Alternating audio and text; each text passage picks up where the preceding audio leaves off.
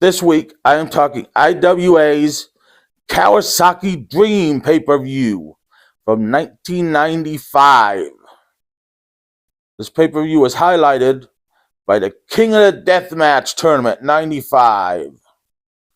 For those who haven't heard of this tournament, this is the match where the main event was Terry Funk versus Cactus Jack for the King of the Deathmatch. And yes, it's Japanese, and yes, very little of it is in English. I'm sorry. Just learn to speak Japanese, America. It is the future language of the world. Actually, that is Chinese, but if you can speak Chinese, I'm sure you can speak Japanese. They are practically the same language.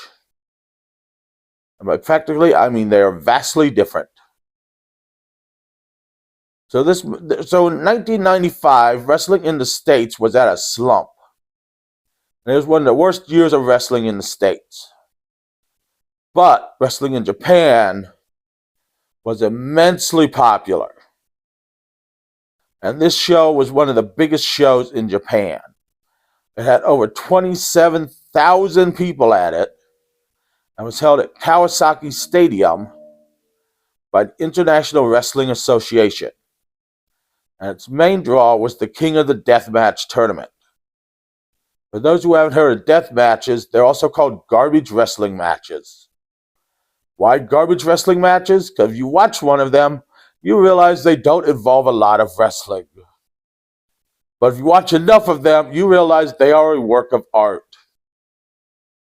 And if you watch too many of them, you start dreaming you're in death matches, and then you think you can hit yourself upside the head with a chair and not get hurt. Don't do that. But Terry Funk versus Cactus Jack in the main event has gone down in history as one of the greatest death matches of all time. I highly recommend you watch this match because it is barbed wire rope, exploding barbed wire board, exploding ring, and the ring goes off like the John Moxley Kenny Omega ring from their exploding barbed wire match.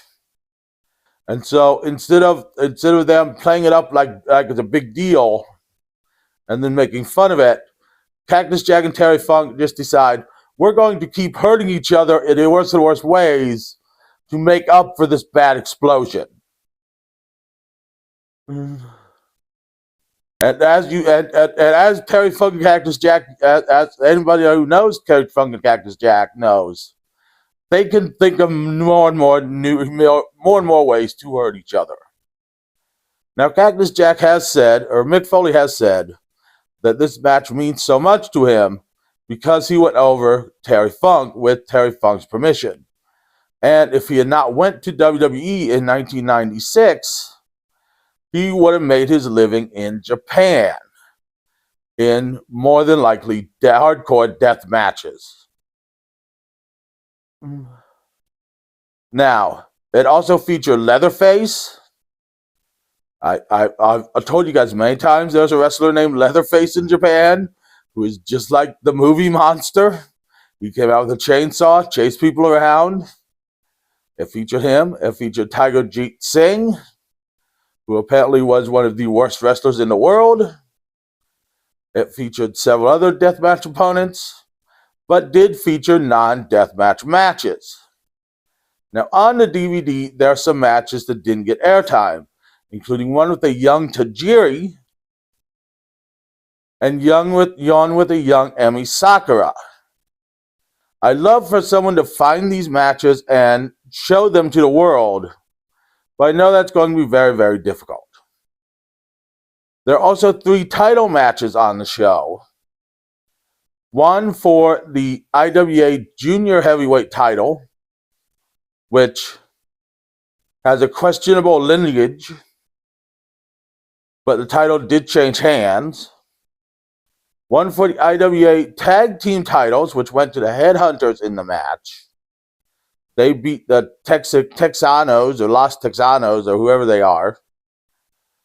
And one for the NWA World Heavyweight Championship, which Dan Severn held at the time.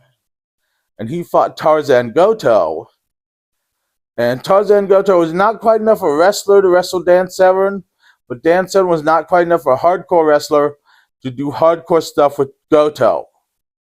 So it's an interesting mix of styles there that doesn't quite go either way.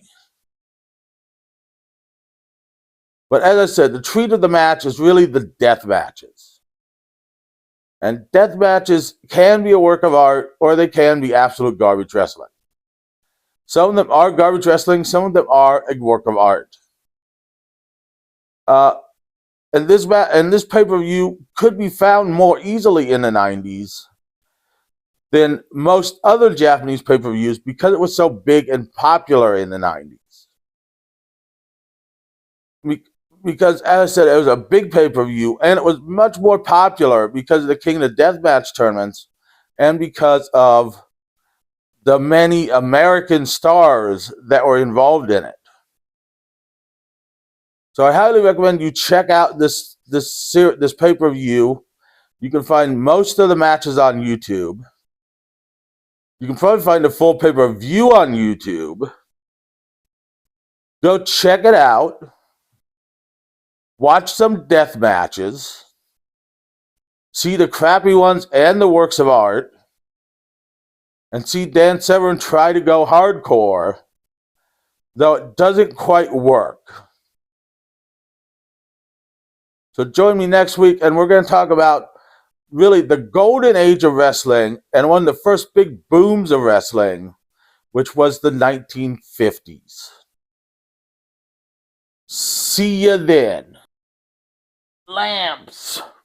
Turn it on. You get light.